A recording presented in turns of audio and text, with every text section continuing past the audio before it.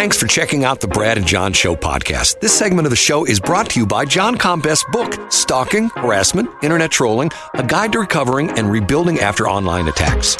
It's a great reference if you've ever been the unfortunate target of a social media attack. It's available on Amazon. Just search John Combest. That's C-O-M-B-E-S-T, John Combest, and the book will show up in your search results. Now it's time for another segment of the Brad and John Show. Can you handle it? It's me, Egbert, once again. I'm the new owner of this station. I went out and hired the best talk radio consultant, Jeff Allen from News Talk STL, and told him to hire the worst talent he could find. Jeff did exactly as I told him. Ladies and gentlemen, here are Brad and John.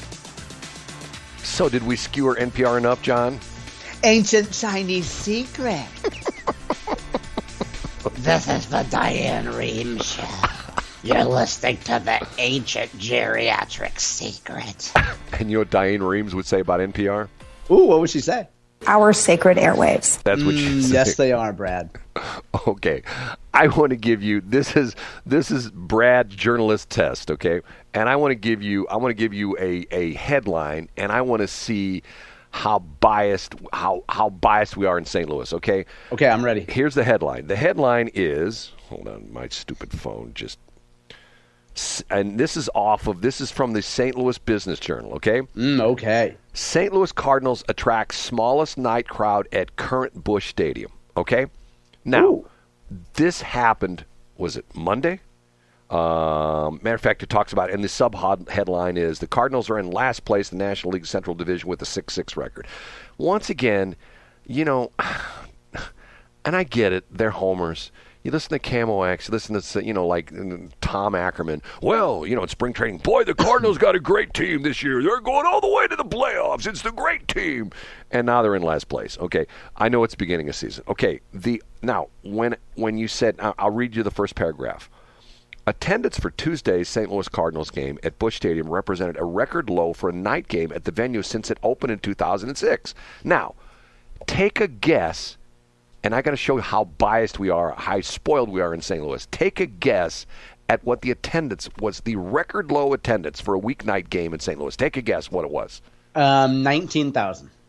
31,972 fans. Now, once again, that's the record low. That's the record low. But see, wow. Okay. Wow. Okay. This is my point, because if the Marlins had 31,000 people in the stands, they'd be doing the Snoopy dance, because absolutely, of course. If you watch, and also, so Brad, you go way back in baseball too. I still disagree with the idea when the National League started reporting ticket sales instead of turnstile. That's right up there with the National League adopting the designated hitter and things I wish had not happened. Well, it's bogus because of the fact that, and what John's referring to, ticket sales, meaning people buy tickets, and let's say in this case 31,972 people bought tickets, but only 22,000 of them showed up for the game. And which means, and this happens a lot, people buy season tickets, they buy packages, which they don't go to all the games. Yep. You know, a lot of corporations buy blocks of tickets that they give away to their employees, but, you know, they give them out and nobody shows up. But my point was how spoiled in St. Louis we are when the lowest game in the history of the new Busch Stadium 3, is almost 32,000 fans. Yeah. I think in Kansas City, if they had 31,000 fans in Kansas City, that would be like, they would be once again doing backflips on the field. I mean, yeah, absolutely. I think you're right about that. It does show a bias there. Well, you're right. Now, but and back to the Camo X thing though. Of course. Now, remember too, if you choose to work at Camo X, particularly in sports, the chances of you being a Cardinals fan are roughly 100%. So you're gonna like let your bias show, and you're not gonna pretend you're a Wall Street Journal reporter. You're gonna be cheering for the home team, right? Well, you would hope that if you have a journalistic bone in your body, you would, if you knew the team sucked, you would come out and say, you know what, this year I don't know if the team's going to go that far. But I think there are Saint hosts that do that though. Yeah, but you know. What bothers me about this is that we talked about this in the first thing with this this horrible. I mean, I shouldn't say it was an excellent article that the Wall Street Journal did on the downtown real estate. By the way, did you know that the AT&T building? Did you hear the story? What the AT&T building sold for? I didn't hear what the figure was. No. $3 million. That's all? Are you serious? $3 million. Okay. And it was somebody from out of town. Where were they from? Boston, I believe. Okay. Boston. I can't believe. Can you imagine what that building would have cost you 30 years ago? There are houses in Ladue that sell for more than $3 for sure. Oh, absolutely. And it's like what, 44 stories or some crazy thing like that. I mean, once again, it's not that old of a building. It's like 1 million square feet. I think it's technically the second largest building in the state of Missouri. There's a building, I think, in Kansas City that's bigger. I mean, what does that tell you? I mean, yeah, what and assuming there's not, I don't know if there's any liens on it or if there's any, foundational problems with the building. But, I mean, we know people, Brad, that could put that on their debit card. Well, matter of fact, it's funny you should say that because there's a video of some rich dude, and it's funny you bring that up because it just hit me because some rich dude, I remember telling the story that he bought a piece of real estate for like $7 million and put it on his credit card, and he got cashback bonus because yeah, and think of the airline miles he could get for that too, Brad. Right, okay. Now, talk about that. You sent me an article the other day, which we didn't really touch on, and this is your former stomping grounds, the Monsanto headquarters, and the story is Creve Coeur has approved a master plan for the redevelopment. Was it 92 acres right there at the corner? Prime real estate there, and locals aren't really happy there, Brad. Right, and what they see, here's the interesting thing. The interesting thing is I have a couple friends of mine who've mentioned this to me, that at one point in time, they were somewhat sort of nose in the air about, streets of St. Charles, that's not going to work. That won't go over in St. Charles because people won't appreciate a mixed-use facility like that in St. Charles. Well, guess what?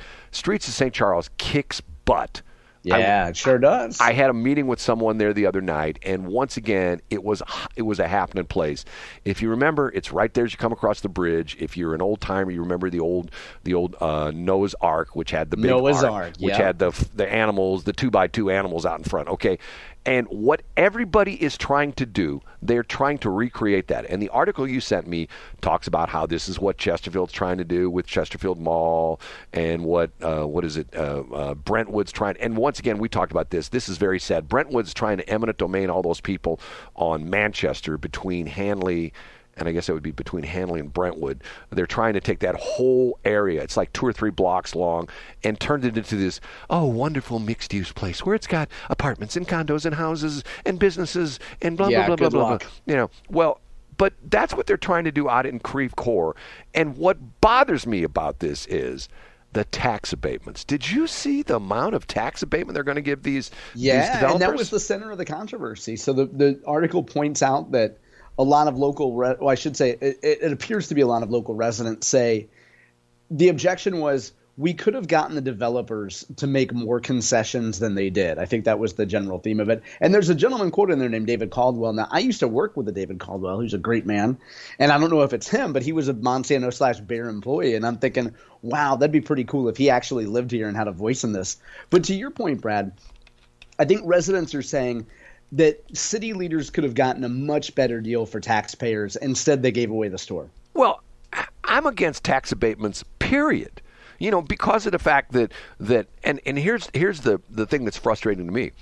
Do I get a tax abatement on any of my real estate that I own? Absolutely, positively not. And if I don't pay the taxes in 3 years in St. Louis County, they auction off my real estate, and it's one of those things where it's like, I think this whole thing's wrong because of the fact that, and they say, well, we have to lure the developers. And I'm thinking to myself, okay, if it's such a great deal and they think they can make money by developing this, that would be like me going to, let's say I went to City of St. Charles and I said, Dan Borgmeyer, I want to build a radio station in St. Charles. I want to put a tower right here on the corner of in downtown St. Charles. I want to put, matter of fact, when you move to your new building, I want to tear down your building. I want to put a radio tower there. Yeah. And I want you to give me no income tax for the next 10 years because I'm going to be promoting St. Charles County, and St. hiring Charles business. people and supporting local business. Matter of fact, we're going to give all the people on Main Street in St. Charles, we're going to give a special right to advertise on our St. Charles radio station. Yeah. And Dan would essentially say, Brad, Good luck. Try it in St. Peter's, right? That's what. Yeah, he's going to point out that you used to ride your bike without a helmet. Right. And I've had too many impacts with my head. I've had 5 concussions. So I just think the whole thing's wrong. But here's the crazy thing. I don't quite understand. Would you want to live in a place like that? Would you want to live in one of these? Because, every time I see this, it always reminds me of, now here's the interesting thing, talking about, pulling things together. Brad's going to do this crazy thing where he's going to talk about something now, and he's going to tie it back to something we did a couple breaks ago. We're waiting for it, Brad. Okay. It reminds me of the villages in Florida, okay? Do you know about the villages in Florida? No, I don't. You don't know about the villages? I just said I don't know. The villages in Florida is this huge, monstrous development where it's this huge planned development where it's all seniors. I think you have to be at least 50 years old to live in the villages. Okay. And it's gotten to the point where I think there's like 80 or 90,000 people. And it's a totally planned development where you have little areas of the villages. You have this area, and and you pay like a yearly fee, and you get to ride your golf cart around. Right, and they probably have a place where old ladies can go get their hair cut. Right, and they have several comfortable shoe stores where yeah. Right. Okay, so they have their own development there. Okay. And you say that this could become something like that? Well, no. The point I'm saying is, me personally, that would be, if you put a gun to my head, I would say, not living there. Yeah, it's like it sounds to me like God's waiting room. No, okay, but here's what I'm going to tie it together. Do you know the lady who we played that gives the 5 comfortable shoes? Yeah. Do you know where she lives? Does she live in the villages? Yes. Matter of fact. No way. Yeah. If you go and look at her channel, she lives in the villages, and she has several videos telling you the pros and cons of the villages. Ooh. And so this is what she does. She's retired. She grinds out videos all day. She grinds out videos on comfortable shoes. Her name's I think Angela Mason. And I'm thinking to myself, it's like, for example, now, let me tell you something.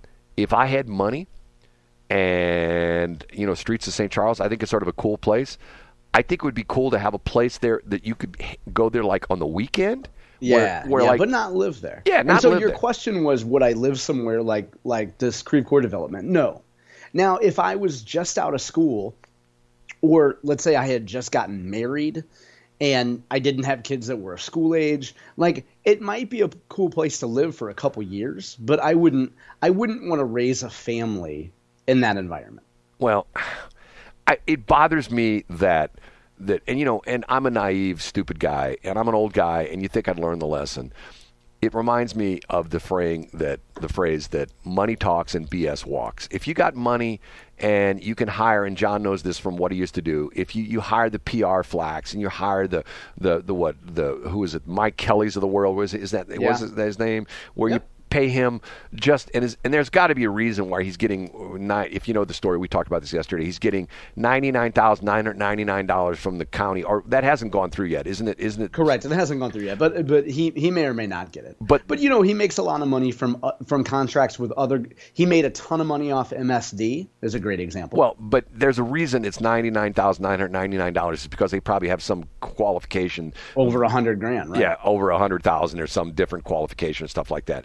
And once again, you hire these PR flacks, let's call them, and for example, I give you who's his partner? Mike Kelly.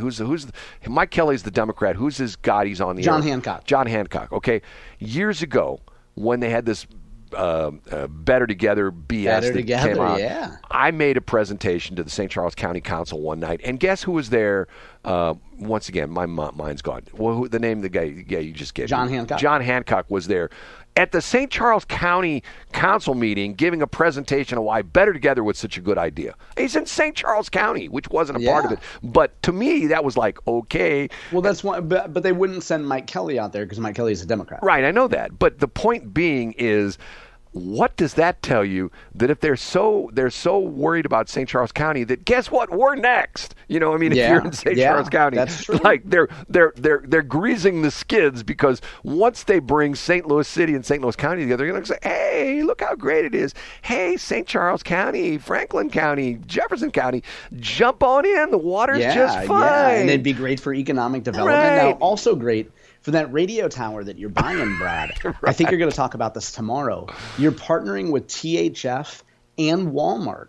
So that way, not only will you get tax abatement, but you'll also be able to have whatever ingress and egress you want in every parking lot. You'll be able to block traffic and interfere with traffic on major thoroughfares. And did we jump the gun on this? Because you were going to talk about this tomorrow, right? Which one? The THF. You're partnering with THF and Walmart for that radio tower. John is being Mr. Facetious again. Because you're going to be able to – you can go whichever way you want to on Crapville and Westplexville on Mexico Road. You guys can have as many entrances as you want. You know what's funny about this? What's that? I made my presentation to the county council Monday night. The Westplex idea, especially after this thing comes out about the real estate in downtown St. Louis, the Westplex concept every day looks better and better and better. It sure does. Don't you think? The idea being that, like, my whole idea is we're at minute over. I'll sum up this in the last couple seconds here. My whole idea about the Westplex concept is that, once again, Mike Elam, and who is a county council person, a good guy, and Steve Ellman, who's the county executive, well-meaning, they went down to the city, and they're in East-West Gateway, and they tried to deal with Tashara Jones on the crime summit, and they got absolutely positively nowhere. Matter of fact, they insulted Steve Ellman by saying that he was poaching the police officers from the city. Yeah, he's a poacher. And I say, here's the problem. The problem is, they say when you travel and somebody says, where are you from? Let's say you live in Cottleville or whatever. You don't say you're from Cottleville. You say you're from St. Louis, because people, where's Cottleville? Never heard of that. So you say you're from St. Louis. So in other words, they say we have to keep the regional identity. I say screw the regional identity. And I'll give you a perfect example. I'm going to go way over here. Do you know who? I don't know if you know who this guy is. Matt Rife. Do you know who Matt Rife is? No, I don't. Matt Rife is this new generation of comedian. And what's interesting is he's making his money on YouTube. That what he does is he takes his comedy routines, and he has a crew come in with multiple cameras, and they shoot all of his appearances. And he's at relatively small comedy clubs. And then he puts them up on YouTube, and he gets a fortune off the YouTube money, okay? But in Matt Rife's claim to fame is he's great at working the crowd. Probably 2/3 of his act is he's making fun of people in the crowd, and he's talking to them. And one of his routines I'm watching the other day, because he's really funny, he says to somebody, he's talked to people, hey, where are you from? And someone says, hey, he's in Chicago. He says, hey, I'm in St. Louis. And he immediately sort of cowers backward, and he puts up his hand like in the gun motion. He starts boom, boom, boom like that. I'm going like, oh my God. The idea being when you mention St. Louis, what do you get? You get a guy who's taking shots at you with a fake gun, right? Yeah, that's what happens. Okay, we got to get out of here. Say goodbye, John. Bye, guys. See you guys tomorrow. Thanks for checking out the Brad and John Show podcast. This segment of the show is brought to you by John Combest's book, Stalking, Harassment, Internet Trolling, A Guide to Recovering and Rebuilding After Online Attacks. It's a great reference if you've ever been the unfortunate target of a social media attack. It's available on Amazon. Just search John Combest. That's Combest, John Combest, and the book will show up in your search results. Now it's time for another segment of the Brad and John Show. Can you handle it?